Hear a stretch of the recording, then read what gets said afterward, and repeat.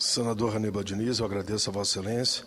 Eu sei que o senador Tomás Correia vai presidir para que Vossa Excelência use a palavra em seguida, porque eu vou ter, senador Aníbal Diniz, que agora às 4h20 atendeu uma turma de 80 jovens estudantes da USP de São Paulo para falar um pouco da Comissão de Direitos Humanos e também eles estarão acompanhados de 7 professores daquela universidade. Mas eu quero dizer também, senhor presidente, que eu havia anunciado antes aqui do plenário que eu ia receber o representante de General Motors e de algumas montadoras, porque estávamos prevendo uma audiência pública já para a próxima terça-feira para discutir prováveis demissões nas montadoras. Mas conversei com o representante dos trabalhadores e das montadoras e ajustamos em entendimento que essa audiência será no dia 16 de outubro. Estaremos, então, aqui no Senado, na Comissão de Direitos Humanos, representantes do Ministério do Trabalho, das montadoras e das centrais sindicais, que serão todas convocadas para dialogarmos sobre esse anúncio feito de prováveis demissões nas montadoras entre o mês de dezembro e novembro. Quero também dizer, senhor presidente, que recebi, há pouco tempo atrás, na comissão, e pude retornar em tempo, o excelentíssimo senhor pastor Eliezer Correia de Souza, presidente da Convenção das Igrejas Independentes do Brasil, junto também com o pastor Getúlio Vargas, vieram me convidar para o centenário da CIB, Convenção de Igrejas Batistas do Brasil, que será realizado numa grande audiência pública, não é nem audiência pública, vai ser no plenário da Câmara, no dia 19 de outubro, numa sessão de homenagens. Estarão lá representantes e líderes de todo o Brasil, hoje são 916 igrejas e 10 convenções, conforme o termo que eles usaram, em outros países.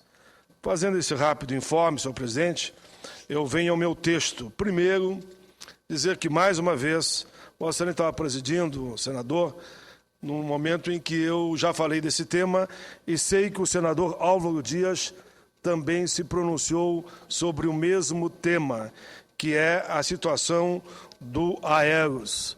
Estamos muito preocupados com a situação do Aeros. Enfim, os sindicatos e o escritório do Dr. Maia, falo do escritório do Dr. Maia numa homenagem a ele. Ele já faleceu, ele foi o principal lutador na defesa dos aposentados e pensionistas do Aeros. Hoje, seus filhos, que atuam nesse escritório, continuam peleando e conseguiram uma decisão favorável no Tribunal Regional Federal.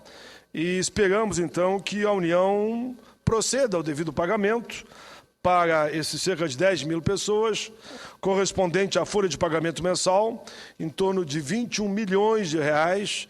É uma dívida do antigo governo, antes do governo Lula, mas que, uma vez, por decisão da Justiça, vai ter que ser mantido o pagamento, porque não houve a devida fiscalização na época. Eu recebi aqui um documento assinado pela Central Única dos Trabalhadores, pelo SNA, pelo APT, pela FENATEC, pela Graziela Baggio, pelo Celso, que são sindicalistas que cuidam dessa área junto ao Sindicato Nacional dos Aeronautas. Eu estou esperançoso que o governo vai cumprir a decisão, não vai protelar mais uma vez, porque eram até pouco tempo atrás, senador, 11 mil aposentados e pensionistas. Hoje são em torno de 10 mil, porque 1.000 já morreram e não receberam os seus vencimentos. Eu sempre dou um exemplo. Um comandante de um avião da Varig, por exemplo, se atualizássemos o salário, hoje ele estaria ganhando aposentado com a complementação que teria que ser feito pelo Fundo Aéreos, algo em torno de 12 a 13 mil. Sabe quanto ele ganha? Menos que um salário mínimo. Porque o fundo, por falta de fiscalização dos governantes da época, não fez o dever de casa e o dinheiro acabou sendo desviado. Felizmente, a Justiça deu parecer favorável. Eu peço a Vossa Excelência que considere na íntegra o documento que eu recebi da Central Única e das outras centrais e das entidades que apoiam o pagamento imediato. Por outro lado, senhor presidente, antes que eu me desloque para a Comissão de Direitos Humanos, eu quero fazer aqui uma pequena homenagem à juventude de São Leopoldo, município gaúcho. Eles comemoram, no mês de agosto, a Semana da Juventude no município, lá no meu Rio Grande. Na carta enviada, eles comentam que experimentaram diversas realidades, ou seja, o debate sobre a importância de avançarmos em políticas públicas para a juventude, debatendo, inclusive, como se deve se aplicar corretamente os recursos dos municípios. E, no caso, São Leopoldo, eles levaram as oficinas, debates e também foram para as escolas públicas. Eles relatam aqui também ter encontrado muita dificuldade nos encontros, mas, ao mesmo tempo, eles mesmos apontaram caminhos para as políticas públicas da juventude. Segundo a Diretoria Municipal da Juventude, existe um grande número de jovens que têm um profundo desejo de mudar de vida, porque a violência tem sido uma realidade constante. Eu devo conversar, senhor presidente? Pois não. Faço questão de que Vossa Excelência homenageie o nosso convidado. Queria só registrar, para a honra da casa, a presença em nossas galerias de estudantes de vários cursos da conceituada Universidade de São Paulo, da USP, que nos brindam aqui com a sua presença. Eu agradeço a presença de todos e devolvo a palavra a Vossa Excelência com pedido de desculpa. Eu estou acelerando aqui a minha fala por culpa de vocês, porque depois eu vou ter que recebê-los. Mas eu receberei com muito carinho, para ter certeza. O nosso encontro está marcado, se não me engano, para 16h30 na Comissão de Direitos Humanos, onde eu falarei um pouco do Senado e o trabalho daquela comissão, nessa política que eu entendo correta e adequada, de que o Congresso cumpra o seu dever com olhar sempre para as pessoas, defendendo causas e não coisas. Estarei lá esperando vocês. Mas, enfim, aqui eu falava da nossa juventude. Segundo a diretoria municipal, eles falam que um dos problemas é a violência. E quero também dizer que fiquei muito feliz com a carta que recebi desses jovens, que mostra todo o empenho em vencer as dificuldades impostas pela própria conjuntura. Eles dizem estar conscientes de que os programas que o governo federal e municipal apresentam nos últimos 8 anos ajudaram a diminuir as desigualdades, avançou na garantia de direito, mas eles entendem que fizemos muito, mas temos que fazer ainda muito mais. Ou melhor, não só os investimentos, mas também a participação juvenil e o compromisso do Estado com a juventude. Eles aqui fazem uma série de considerações, lembram, entre aspas, do tempo sombrio, porque, segundo eles, naquele tempo do chamado neoliberalismo, colocava as pessoas numa situação muito distante da realidade de cada jovem. Eles terminam a carta dizendo: nós, a Diretoria Municipal da Juventude Leopoldense, viemos pedir seu apoio, nobre senador, e de quem mais quiser se somar e se comprometer com a vida e a emancipação da juventude brasileira. E já aqui eles se referem que eu sou relator do Estatuto da Juventude na Comissão de Assuntos Sociais. Dizem eles, apoio no sentido de dar cada vez mais visibilidade para a nossa pauta, não somente denunciando o fato de sermos a maioria das vítimas desse sistema, mas também afirmando que somos sujeitos de direitos e da nossa história. O Estatuto da Juventude é uma vitória, já foi aprovado na Câmara, agora está na mão dos senhores no Senado da República. Sabemos da sua participação nessa luta, contamos com Vossa Excelência, que é apenas mais uma batalha na grande guerra contra a opressão e na busca da justiça, da liberdade e da igualdade para todos. Na mesma linha, senhor presidente, que eu ainda tenho 11 minutos, eu quero falar um pouco da violência específica contra os jovens.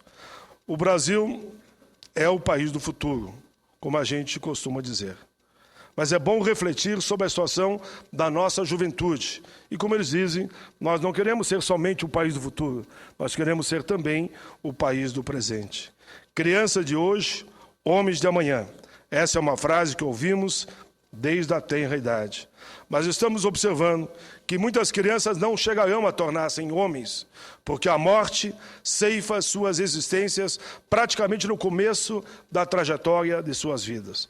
É uma constatação triste, constrangedora e chocante. Há pouco tempo, deparamos-nos com uma matéria que nos chocou, publicada pela Folha Press, cujo início soa como um grito de alerta. Em 26 de março de 2010, quando o jovem Rafael Souza de Abreu, 16 anos, virou mais um número para pesquisadores de segurança pública. Nessa data, ele foi morto com 8 tiros, perto da casa de um amigo, em Santos, São Paulo. Segundo seu pai, o operador portuário José de Abreu, e a promotoria, o rapaz foi confundido com um ladrão de roupas e foi morto em represália a um furto que não cometeu, com 8 tiros a queima-roupa. Essa narrativa apenas serve para dar um exemplo, nesse contexto da matéria, que pretende retratar o estado de violência, principalmente contra adolescentes e jovens, que existe nos dias atuais. A matéria destaca que ele passou a ser mais um número, um dos 8.686 adolescentes e crianças assassinados nesse ano, número que aumentou 376% se pegarmos o parâmetro 1980-2012. Ou seja, nesses 32 anos, houve um crescimento de assassinato da nossa juventude de 372%. Os homicídios no total aumentaram 259%, o que demonstra que o crescimento é maior de mortes entre os jovens. Senhor presidente, os dados de fato chocam. Consta do Mapa da Violência 2012, Crianças e Adolescentes do Brasil, um estudo que analisa informações do Ministério da Saúde sobre causas da morte de brasileiros com idade entre 0 e 19 anos. Esse trabalho foi coordenado pelo sociólogo Júlio Jacob e apresenta conclusões que impressionam por evidenciarem que a violência atinge brasileiros da idade cada vez menor. Em 1980, os homicídios de jovens representavam mais de 11% do total de 2000. Em 2010, chegam a 43%. O coordenador do estudo afirma que esse aumento demonstra que criança e adolescente não constituem prioridades para o nosso país. Os estados campeões da violência são Alagoas, com uma taxa de 34,8 assassinatos de jovens por 100 mil habitantes. Espírito Santo, 33,8 por 100 mil habitantes. E Bahia, 23,8 por 100 mil habitantes. Já os estados com as menores taxas de violência contra os nossos jovens. Santa Catarina, olha a diferença, de 34,8, 6,4.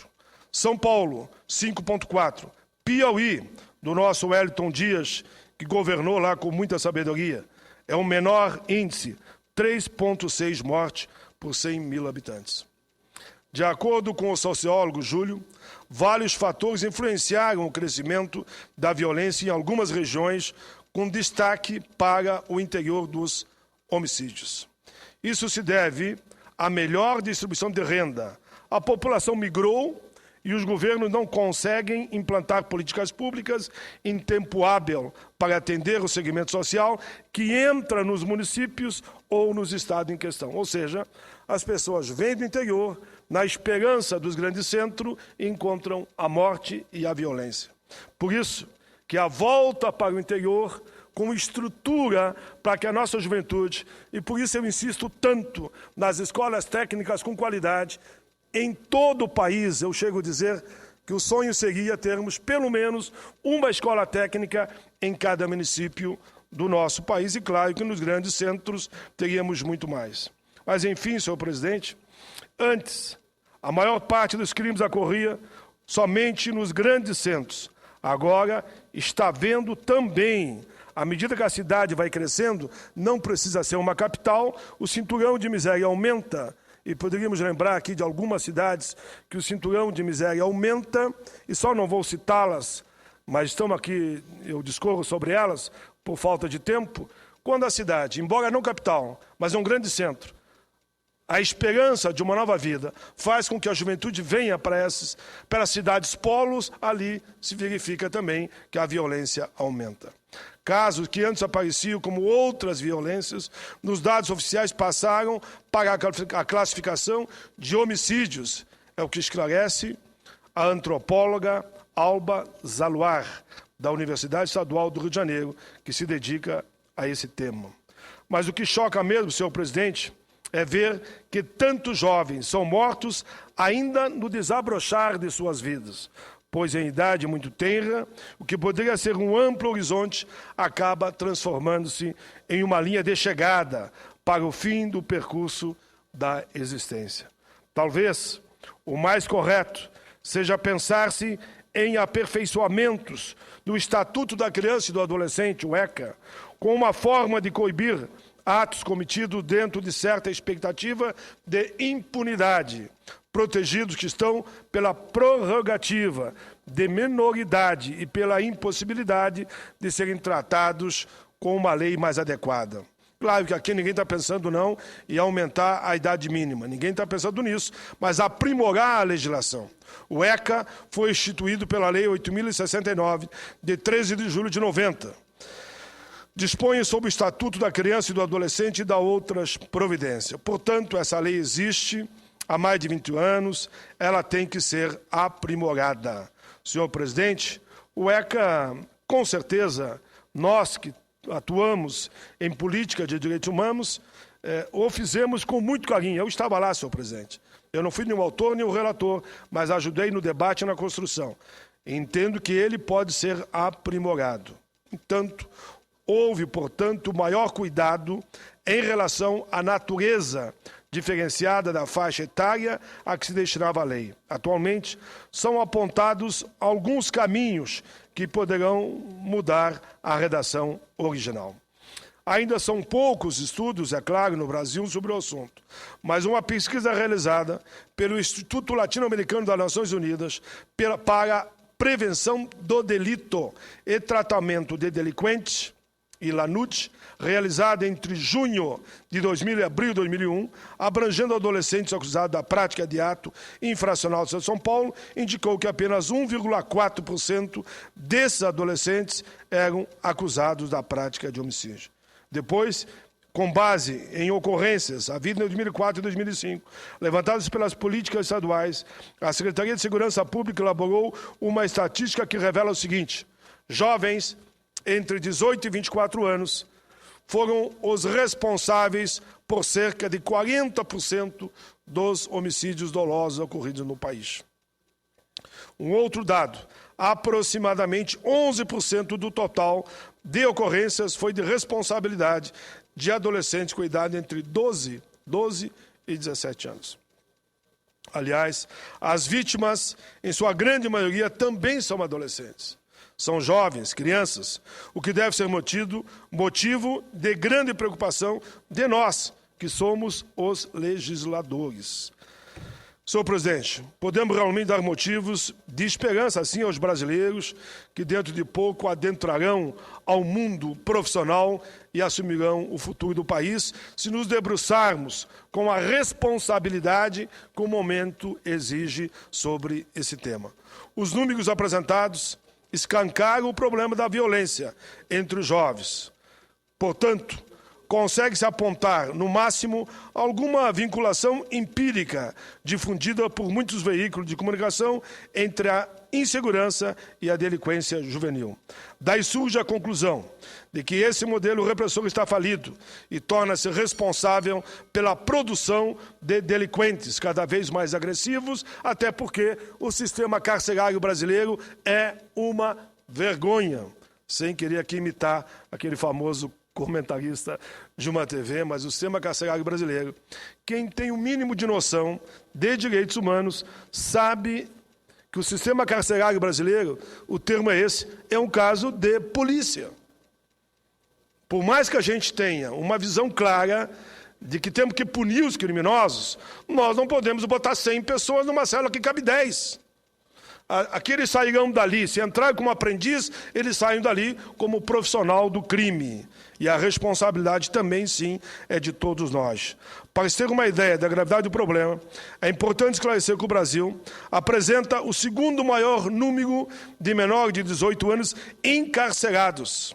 A prisão de adolescentes acaba produzindo um efeito contrário ao esperado, pois eles ficam ali revoltados e voltam a cometer crimes ainda maiores quando em liberdade. Deixando claro que nós não queremos que todos estejam presos. Nós queremos um sistema de recuperação, que é isso que nós temos que fazer com a nossa juventude. Revista de caráter nacional, no dia 25 de julho de 2012, traz um destaque de capa chamada para uma densa reportagem sobre a violência no país. Ali fala a perspectiva de uma queda generalizada dos assassinatos no Brasil, leva em conta fatores de natureza diversa. Há os consolidados e positivos, como o aumento da renda da população. Os não tão consolidados, mais desejáveis. E é isso que nós temos que avançar, inclusive, ainda mais, conforme aqui adendo à matéria, investindo ainda mais do que o presidente Lula e Dilma investiram no ensino técnico. Para terminar, senhor presidente, alguns estudiosos, como Cláudio Beato, coordenador do Centro de Estudo de Criminalidade da Universidade Federal de Minas, Túlio Camo, doutor em Ciência Política de São Paulo, Júlio Jacob, organizador do Mapa da Violência, expressam a esperança do Brasil poder estampar no futuro, não muito distante, números decentes com o de um país desenvolvido. Os números do Mapa da Violência são chocantes, mas temos caminho, senhor presidente, para avançarmos para que esses números sejam transformados, hoje negativos, em números positivos. Dessa forma, só últimos dados, senhor presidente, as causas externas de morte nessa faixa etária são 43,3% das crianças e jovens são assassinadas, 27,2% morrem em acidente de transporte, 19,7% morrem em outros tipos de acidente. Mais de 90% do total das mortes de criança e adolescente ocorrem por causas externas e quase a metade dentre estas se dá por assassinatos. Triste realidade que podemos reverter. A nossa intenção com esse pronunciamento é chamar a atenção das autoridades responsáveis pelas políticas de proteção à infância e adolescente, que começa também com o combate às drogas lícitas e ilícitas. Ou seja, o álcool e todos os outros componentes dessa máfia, que é uma máfia de quadrilhas montada no Brasil, que vivem da venda de drogas para a nossa juventude. E é bom lembrar, todos os pais me permitam aqui, que eu esses dias fiquei chocado, claro, eu não vou dar número nem dados, eu visitava lá no meu Rio Grande a casa de uns amigos meus, estavam lá diversos amigos, e estava com os filhos, quando eu vi um menino de 11 anos, um copo de uísque na mão, como se estivesse tomando guaraná.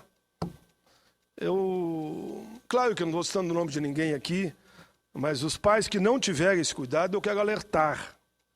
O que começa com um copinho de uísque ou de cachaça, com 10, 12 anos, pode escrever o que eu estou dizendo. Ele vai chegar a um limite que ele vai entender que aquela droga não o satisfaz mais e ele vai para as chamadas drogas ilícitas e aí, para chegar ao crack, não vai demorar muito. Por isso eu faço essa minha fala muito mais no estado de alerta, de alguém que é presidente da Comissão de Direitos Humanos e recebe milhares de denúncias de todo o país contra, principalmente, drogas lícitas e ilícitas. As ilícitas são, nós sabemos todos, as drogas que lidam com o álcool. Era isso, obrigado, senhor presidente. Se Vossa Excelência puder publicar na íntegra, eu agradeço.